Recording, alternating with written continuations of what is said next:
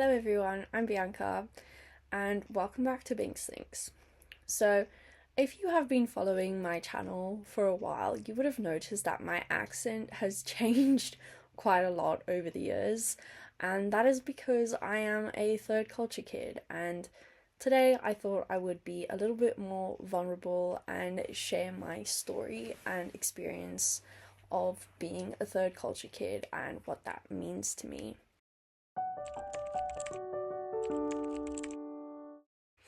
So, first of all, if you don't know what a third culture kid is or you haven't heard of the term, people who are raised in a culture other than their parents or the culture of their country of nationality and also live in a different environment during a significant part of their child development years. Basically, if your parents are from one culture and you spend a lot of your time growing up in a culture that's different to theirs. So you create your own sort of third culture based on the people you're around and the people you have come from, and that is the third culture space. So I spent a lot of time growing up wondering why I was different and why I struggled to fit in sometimes. I had a whole period of time where I was convinced that maybe I was autistic and I was trying to self-diagnose and things like that. And then eventually I came across the term third culture kid, and then it all clicked for me. It made so much sense and I really identified with that definition so much, and I guess that is the label I have chosen for myself to explain a lot of my experiences and my quirks. So yeah, let's talk a bit about my story and why I identify as a third culture kid. I was born in South Africa to two Afrikaans people. Both of my parents were raised in the Afrikaans culture and with the Afrikaans language, and they went to school in Afrikaans, which is what was normal at the time. They learned English as a second language, so they could speak it quite well, I have to say. I was born in 1996, which is 2 years after apartheid ended in South Africa. So that was an interesting transitional period in the country, and a lot of people weren't sure what was going to happen there, and a lot of people were moving out of the country as well because they were becoming scared of what might happen with trying to repair things after apartheid. And I spent the first 4 years of my life with my family. So my parents, they were married for 5 years before I was born, and they lived away from their parents, but when I was born they decided to move back in with my Oma, my grandma. I spent the first 4 years of my life spending a lot of time with her. She taught me rhymes and stories. Sorry, she passed away a few years ago, so a bit emotional. So I guess that is where I first developed my initial sense of culture and who I was being raised in Afrikaans and in the Afrikaans culture for 4 years. I also had a younger sister. She's 2.5 years younger than me. So she spent a little bit less time there, so she also has a different experience. So when I was 4 and when she was 2, my dad got a job in Warwick in the UK. So we moved to England and we had to learn English really, really quickly because we couldn't speak it. We went to Afrikaans daycare and our family only spoke Afrikaans at home. So my mum started putting on English movies and TV shows, and they started teaching me English songs and things like that to try to teach us English. And I remember my first day at a school in England, I didn't know how to ask to go to the bathroom, like something so small, but yeah, I still remember that to this day, and that's kind of like a core memory for me. And I was kind of the weird kid from South Africa. I had a really heavy accent the first little while I was there.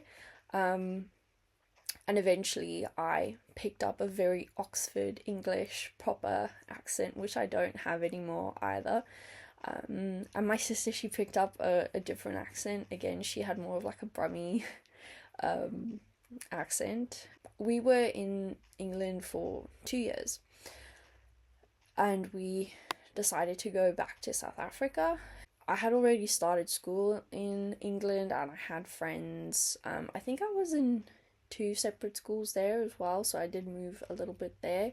Still remember what my uniforms looked like. But yeah, so we moved back to South Africa, and people would think that I, could have integrated there more easily because that's where I was born. But a weird thing happened, and I even more recently came across the term domestic third culture kid, which is where even in your own country, if your parents move or put you into different subcultures to where they were from. So when we went back to South Africa, my parents decided to have us continue going to school in English, since we had already started and all of our learning to read and write and things like that was in English. And they thought it would be better for us in general having an English education because it gives you more opportunities. And it was a good decision. However, we were still different then because we were Afrikaans kids, born Afrikaans, who had lived abroad. So we had funny accents from living there. Then we came back and we were Afrikaans kids in English side of school, which is totally different culturally. English South Africans and Afrikaans South Africans have really different cultures and traditions and even food sometimes. And there was also a history of the Boer War where the English and the Buddha had a whole war, and a lot of people still felt that. And my family, some of them, especially my grandparents who had heard stories from their grandparents, they also still felt that. So they're quite separate culturally. So at school, I felt kind of out of place as well because all of my friends had English families, so they were a little bit different to me. So when I went home, I was with an Afrikaans family, and then at school as well, you take Afrikaans as a subject as well. And because I was fluent and I spoke Afrikaans every day at home, I was put into the home language Afrikaans class, which meant that I had class with the Afrikaans kids. So in some South African schools, there's 2 separate sides. There's the kids who go to school in English and the kids who go to school in Afrikaans, all at the same school. So a lot of the teachers, they would teach in one language and then in another. It's actually really interesting thinking about it. So the Afrikaans kids would take English as an additional language, and then the English kids would take English as a home language, and then vice versa.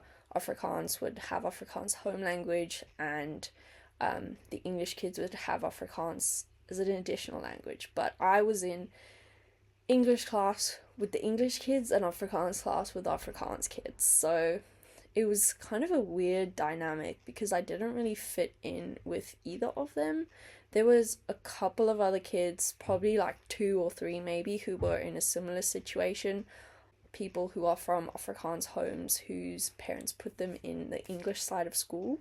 I was a little bit more friends with them and, can relate.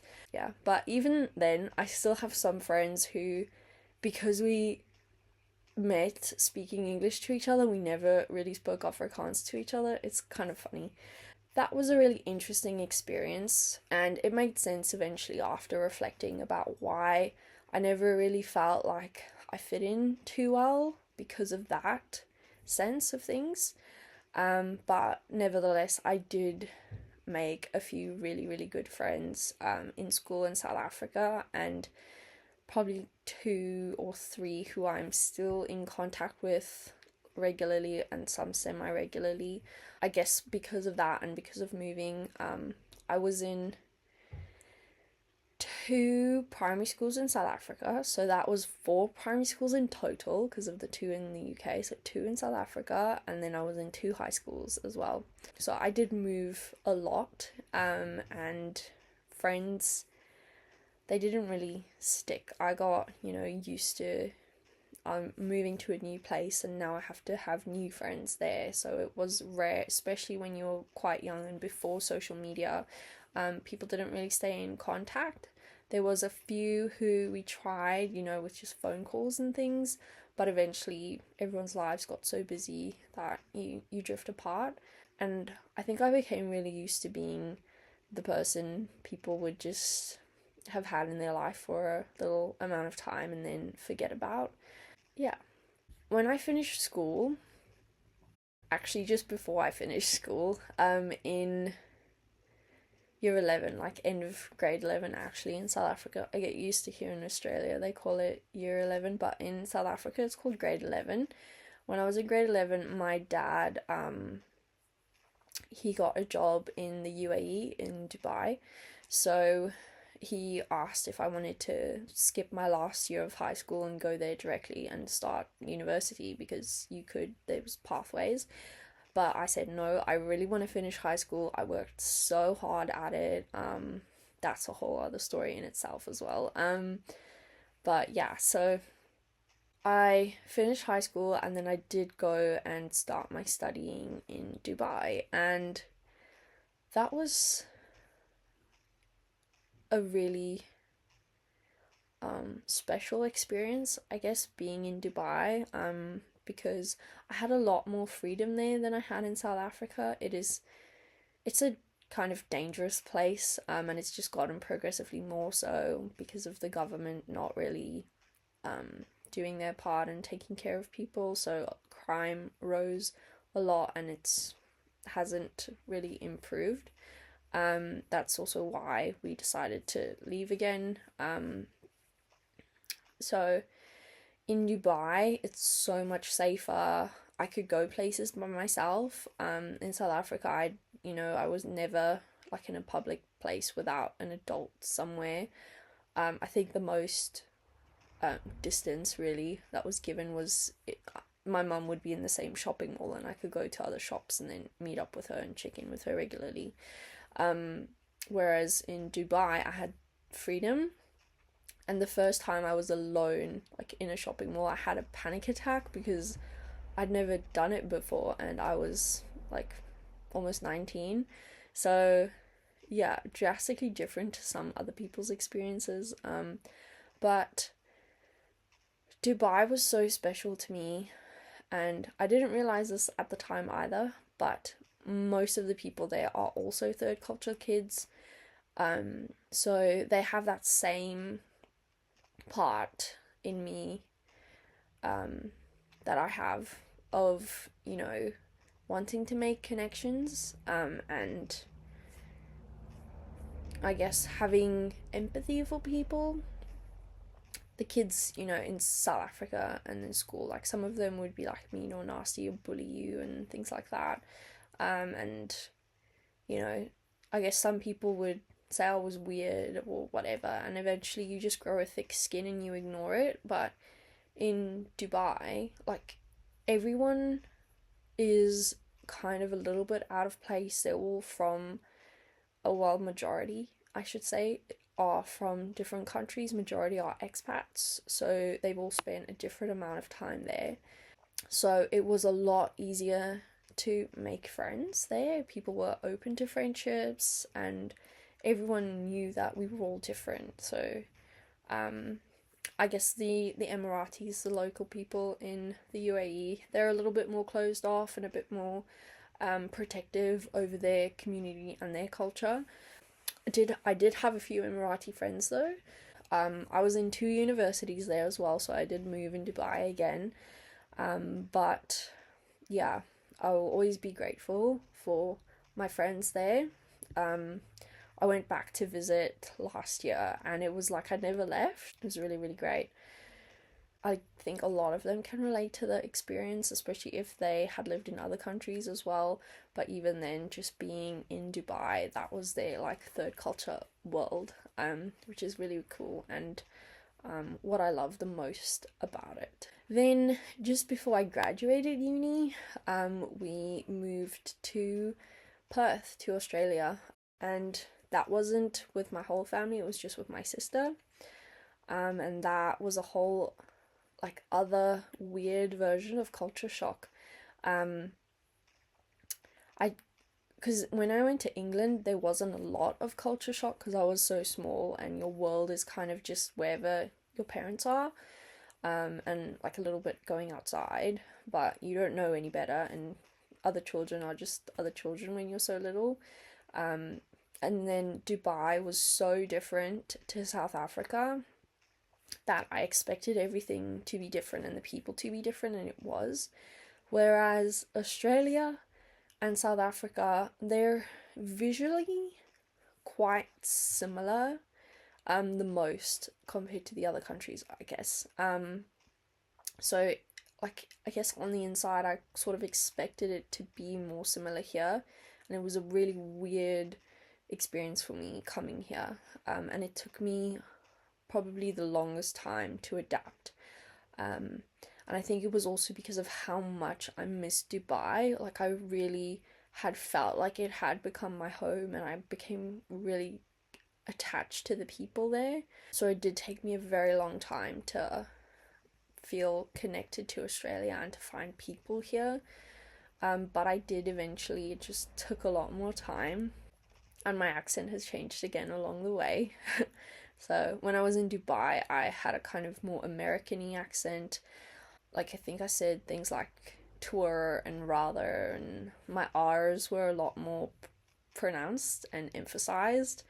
And that's kind of dissipated. But now sometimes I'll say water bottle, which is really Australian, instead of water bottle, which I guess is the South African kind of way. Yeah, so that's weird. And I've since realized as well that the accent changing thing happens to a lot of third culture kids, and a lot of us are quite good with accents. I think my sister is a lot better than I am. She can like put on accents and do imitations and things like that.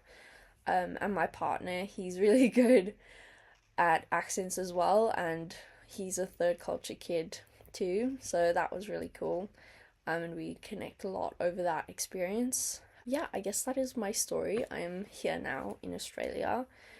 I hope that me sharing my story maybe reaches some other people, maybe someone who is searching for